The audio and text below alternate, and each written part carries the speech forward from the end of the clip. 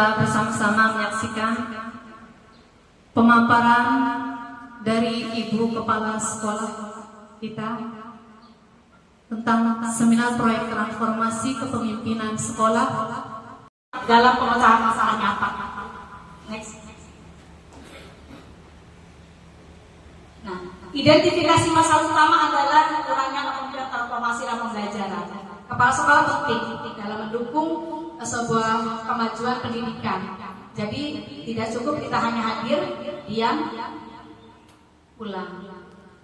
Yang berubah dari yang kemarin. Apa sih yang harus dipertahankan dari kemarin untuk hari ini? Apa sih yang harus ditinggalkan dari kemarin untuk hari ini? Itu format-format yang sudah saya bagikan ke Bapak Ibu adalah satu langkah pertama. Saya ingin membaca hati harapan dari Bapak Ibu semuanya di sini. Alhamdulillah itu menjadi dokumen saya, Pak Ketua, Ibu Ketua, ketika awal saya memimpin di sini. Awal saya memimpin di sini, saya membagikan form refleksi untuk para guru. Mau nggak? Maunya apa? Khawatirnya begini, kalau saya masalah dari hasil observasi dan pemantauan pada kegiatan pembelajaran di kelas bawah 65%, guru merasa perlu perhatian lebih lanjut. Makanya ketika kemarin ada undangan oleh Ketua K3S, saya senang. Mudah-mudahan nanti akan ada lagi peningkatan kompetensi. Karena sekarang sedang diperhatikan, kompetensi itu penting untuk guru dan juga kepala sekolah. Berdasarkan survei sederhana, terdapat 14 guru kelas dan guru mapel. Observasi lapangan menunjukkan hanya 35% kelas yang menggunakan pendekatan pembelajaran menggunakan PID. Ini yang menjadi dasar saya. Artinya, belum semua merata para guru melaksanakan pembelajaran dengan melalui papan interaktif digital.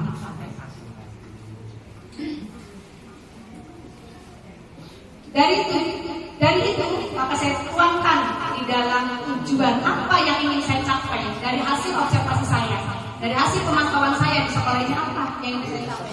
Ada tujuan umum dan tujuan khusus. Di dalam tujuan umum saya ingin meningkatkan literasi numerasi dengan menggunakan papan digital, tentunya menghasilkan pembelajaran yang menyenangkan. Dan tujuan khususnya secara spesifik meningkatkan kemampuan berpikir kritis siswa,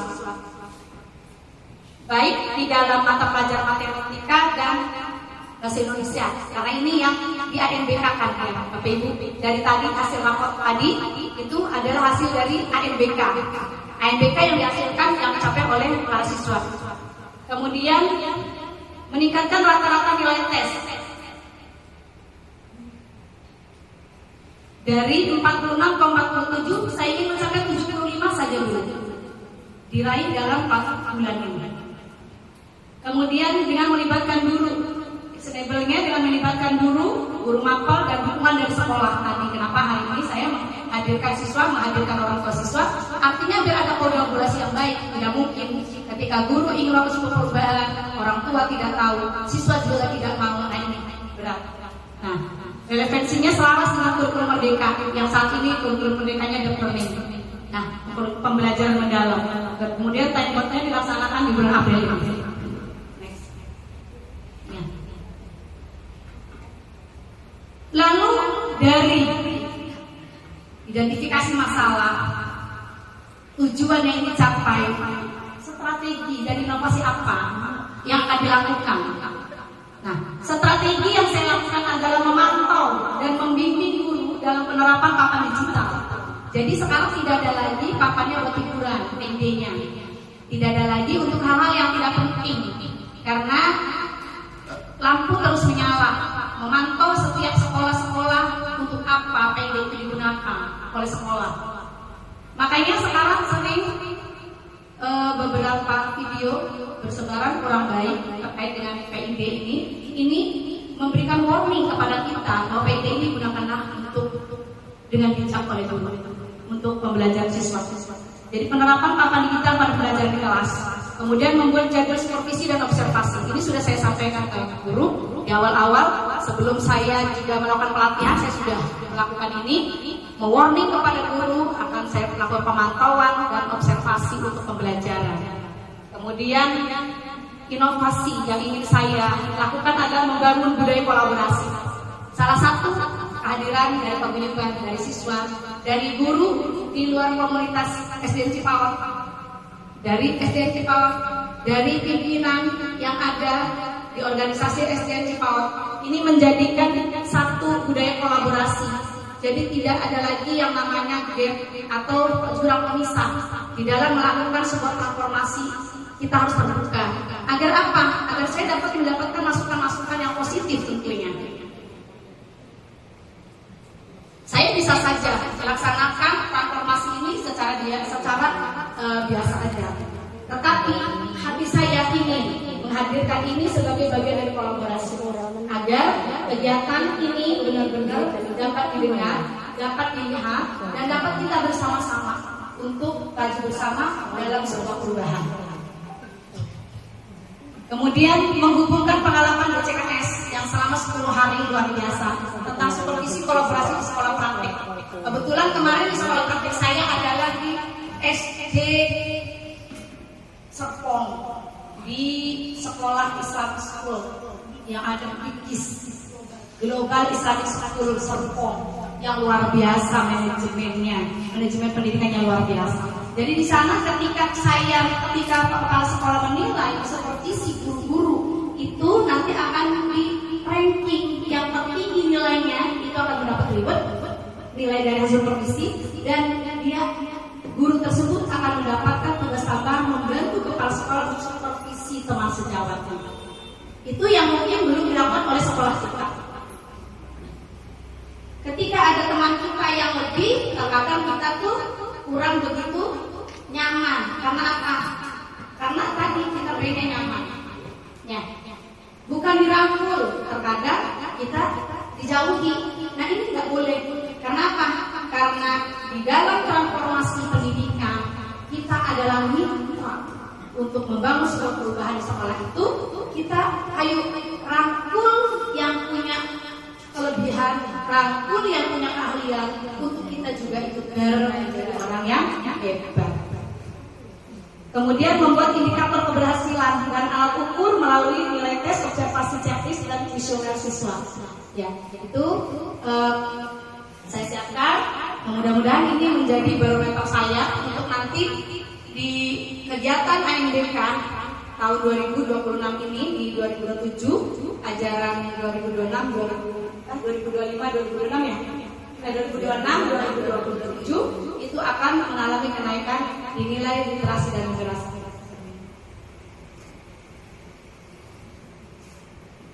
Strategi implementasi kita akan saya buat pada beberapa fase, yaitu fase persiapan, fase implementasi, nanti fase evaluasi.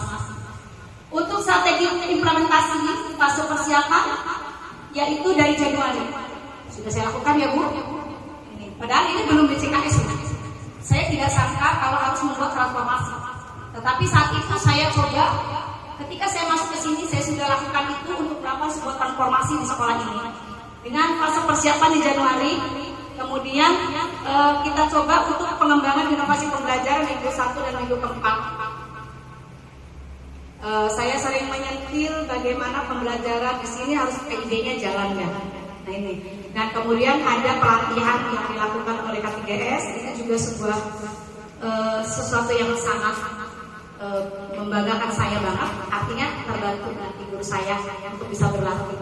Ini jika kemudian nanti ini tidak maksimal, kita akan kembangkan lagi terus pada periode-periode berikutnya Bapak Ibu ya. Karena memang saya dituntut untuk membuat sebuah strategi implementasi agar pelaksanaan itu dilaksanakan pada saat saya melakukan seminar ini bisa setidaknya sudah disiapkan. Nanti jika ini tidak maksimal, nanti kita akan maksimalkan di bulan kedepannya. Seperti itu ya Bapak Ibu. Fase implementasi, fase di mana di Februari Maret 2006 penerapan di kelas supervisi mingguan melakukan kembali sekolah. Strategi kepemimpinan dilakukan fokus pada dua aspek penting yang meliputi supervisi akademik untuk pembelajaran mendalam dalam pembelajaran literasi dan numerasi melalui papan literasi digital. Jadi ini juga akan masuk di penilaian EKI nih Bapak Ibu. Jadi kita kemarin di persiapan observasi, perencanaan observasi, saya sampaikan bahwa pembelajaran harus kita berubah. melakukan perubahan. Melalui papan digital. Yang kedua, membangun budaya kolaborasi dan untuk berbagi praktik baik. Saya sering menyampaikan ke Bapak Ibu, ini tujuannya jangan sampai yang merasa pintar yang tidak bisa merasa depresi atau merasa rendah diri, tidak boleh. Jadi kita harus berbagi. Jika di SDN Cipaut ada dari 14 guru, ada 5 guru yang mampu untuk melaksanakan PIB, maka sisanya guru yang belum mampu harus ikut digendong. Ya, digendong, ikut bareng. Ya, karena saya tidak ingin berjalan sendiri, tetapi harus didukung oleh stakeholder yang ada di SDN Cipaut ini. Nah, strategi implementasi pada refleksi dan pemantapan. Pada fase refleksi dan pemantapan di bulan April ini, evaluasi dan penyesuaian dilakukan secara berjenjang pada kelas tinggi kemudian pada kelas rendah. Kami lakukan kemarin, Pak Ketua, minggu kemarin setelah saya pulang ini, jadi kami coba untuk melakukan kolaborasi dengan kelas rendah dan juga kelas tinggi. Alhamdulillah itu berjalan dengan baik, walaupun masih kita harus step untuk kedepannya agar lebih baik lagi. Ya, namanya baru ya Bu Iha. Jadi untuk selanjutnya kita melalui fase-fase di mana fase itu harus naik kelas. Setiap pelaksanaan dilakukan refleksi pada hasil pembelajaran yang dilakukan. Saya sering melakukan sebuah perenungan dengan para guru, apa sih yang susah, apa sih yang sulit gitu kan, agar supaya kita sama-sama untuk terbuka dari apa yang belum kita bisa, apa yang belum kita mampu, apa yang belum kita alami. Harus kita sama-sama bisa sejalan bareng dan memastikan minat dan partisipasi siswa terhadap pembelajaran aktif. Dilakukan monitoring dan evaluasi melalui indikator peningkatan nilai tes dan partisipasi siswa dalam pembelajaran. Ini penting Bapak Ibu. Jadi ketika telah melaksanakan pembelajaran ini, Bapak Ibu jangan sudah ditutup. Harus ada refleksi. Nah, bagaimana suasana, bagaimana kondisi belajar hari ini? Senang tidak, suka tidak, mengerti tidak, sudah paham tidak. Itu harus dicatat sama Ibu. Ketika jam habis, nanti kita akan ulang. Apa yang tidak mengertinya, apa yang sudah mengertinya, itu harus menjadi refleksi dulu. Yang kemudian nanti ketika bertemu kembali, itu harus dibuka lagi catatannya. Itu sebuah refleksi.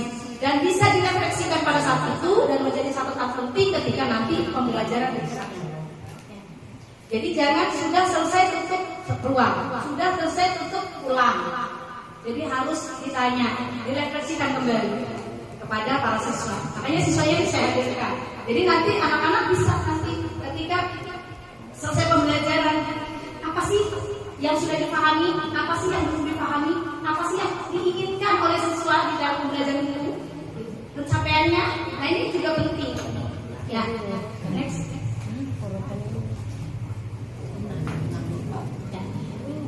Nah, pihak-pihak yang terlibat, ini saya selalu dalam setiap event-event kegiatan di lapangan selalu memberikan motivasi tinggi untuk anak-anak agar supaya karena sasaran dicapai semuanya.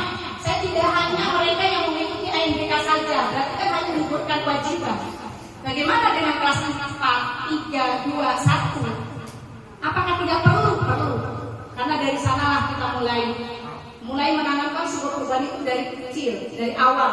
Makanya saya libatkan pihak yang terlibat di dalam transformasi ini. Saya dari kelas 1 sampai kelas 6. Saya sempat ditanya di sana. Siapa yang melibatkan? Semuanya hasil. Karena memang saya berharap agar pihak yang terlibat ini betul-betul adalah warga sekolah SDN Cipaut dan dalam yang mengalami peningkatan hasil belajar, literasi dan numerasi. Karena nantinya biar hemat, brandingnya biar bagus. Kemudian guru kelas, guru nonton yang akan diberdayakan untuk supervisi dan kolaborasi. Jadi nanti kalau sudah ada kombel tadi, kombel SDN Cipaut bersinar. Akronim dari bersinarnya apa? Bersinergi, sehat, rencanakan inovasi. Ulang lagi. Bersinar, bersinergi, sehat. Berseri ya. Berseri, bersinergi, sehat, rencanakan inovasi. Ulang lagi. Kombel SDN Cipaut namanya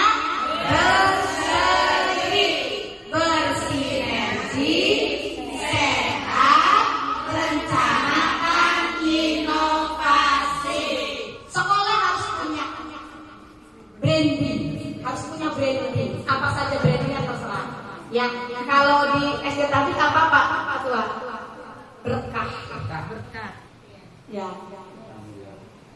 Ya, jadi kemarin mau jangan itu punya SDN, SD unggulan. Ya, manajemen sekolah kita libatkan di dalam manajemen sekolah ya saya sendiri selaku manajerial yang ada di sekolah ini. Lanjut, dan juga ketua komite, ketua paguyuban. Nah, ini harus masuk di dalam manajemen program yang ada di sekolah ini agar bersinerginya benar, karena bersinerginya sehat. Ya, bersinerginya sehat. Next.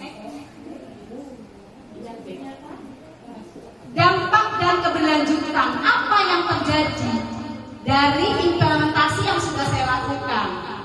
Dampaknya adalah budaya adanya kolaborasi guru meningkat, ya.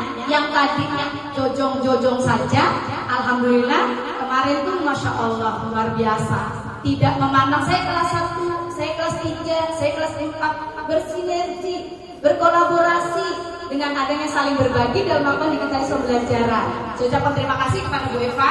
Kasih tepuk tangan dong, Bu Eva. Ya, beliau sudah berbagi cukup baik dan juga Bu Iha, kasih tepuk tangannya dong. Ya, ini kemarin juga ada Bu Suprana, kemudian ada Bu Nur Faizah juga. Oke, untuk yang lain nanti kita terus update ya untuk bersama-sama. Ya, oke. Pelayanan pembelajaran lebih variatif, kontekstual dan inovatif. Ya, variatif, jadi bervariasi. Tidak hanya monoton melihat di buku, dicatat, ditulis, selesai tutup pulang. Kemarin kita lakukan kegiatan interaktifnya ya, kegiatan variasinya dengan game. Apa itu? Pakai apa itu? Bu Suprana? Wordwall. Nanti coba kita lihat. Ya, oke. Coba wordwall. Ya, coba buka lagi ya. Wordwall tuh. Kita lihat kan ada.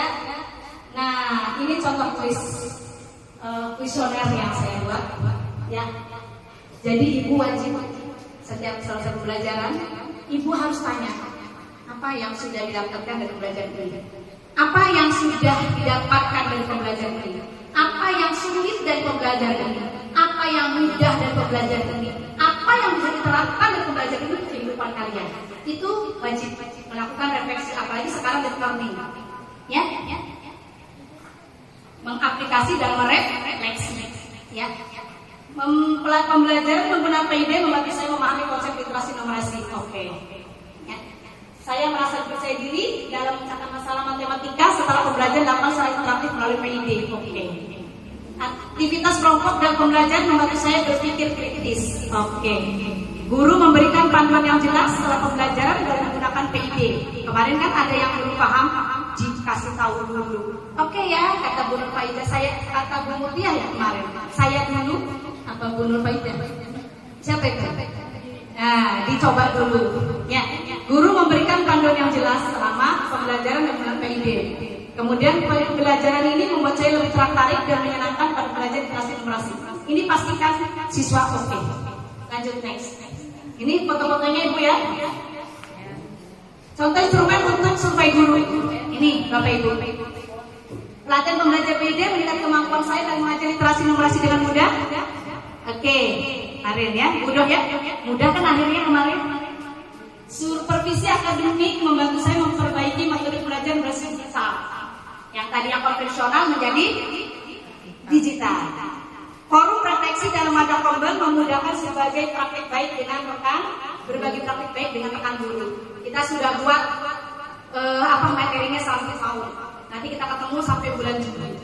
Jadi kita dibuat karena saya masuk Januari, Februari sampai Desember 2006, Januari sampai Juni 2027. Itu sudah saya buat secara sistematis. Judul-judulnya, tema-temanya, nah ini yang harus dilaksanakan. Ya, insya Allah kita nanti akan bersama-sama. Jangan takut tidak bisa, karena kita akan belajar berjalan bersama, bergandengan. Ya bukan saya ada di depan di belakang, saya ada di sampingmu. Ya, saya yakin pembelajaran menggunakan PID dapat meningkatkan hasil bersiswa pada pembelajaran literasi numerasi yang aktif, inovatif dan menyenangkan. Oke. next. Waktunya cuma tinggal 5 menit. Kegiatan pembelajaran menggunakan papan interaktif digital di SDN Cipawat Ciwandan.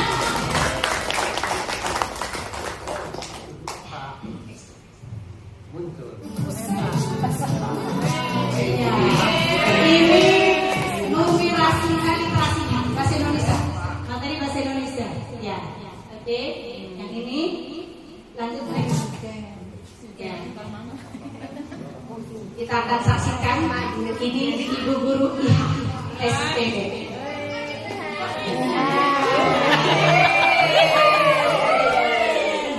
Iya, Masya Allah ya. Nah, ini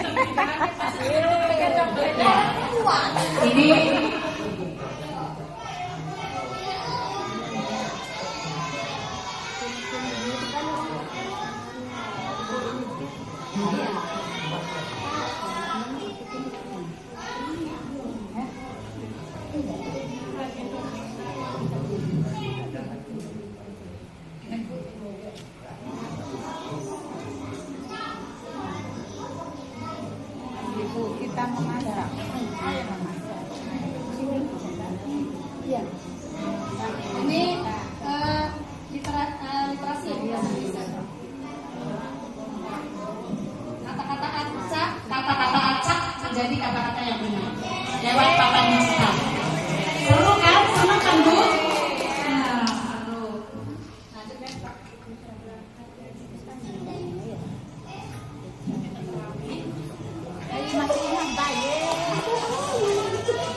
Senang kan anak-anaknya ya? Iya.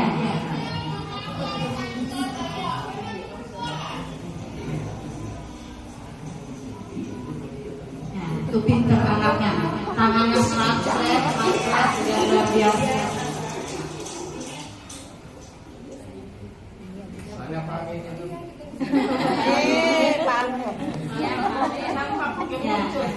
Kita kolaborasi pembelajaran kita dengan para guru dan siswa. Jadi saya lakukan kolaborasi langsung dengan para guru dan siswanya. Ya. Next Bu. Ini dihadiri oleh para guru. Jadi nanti tidak ada lagi yang namanya ada di depan, kita di belakang. Kita bergandengan tangan.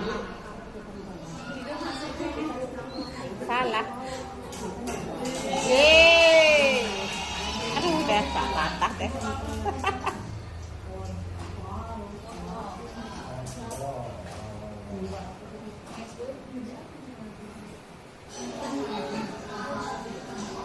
Ya, ini soal numerasi matematika.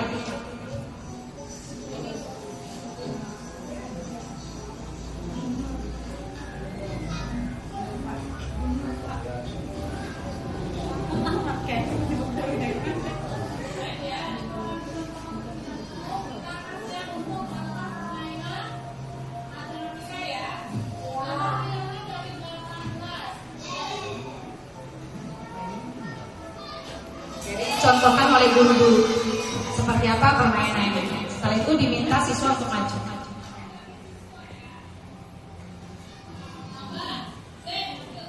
Standby ya. Oh, standby ya.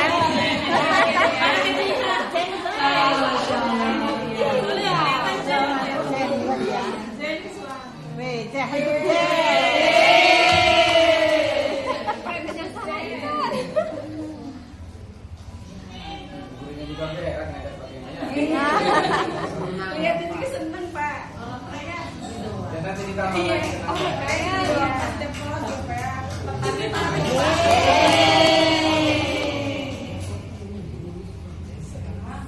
Ini sedang dievaluasi Bu, sejauh mana pakainya. Nanti akan ketahuan tentang kitanya.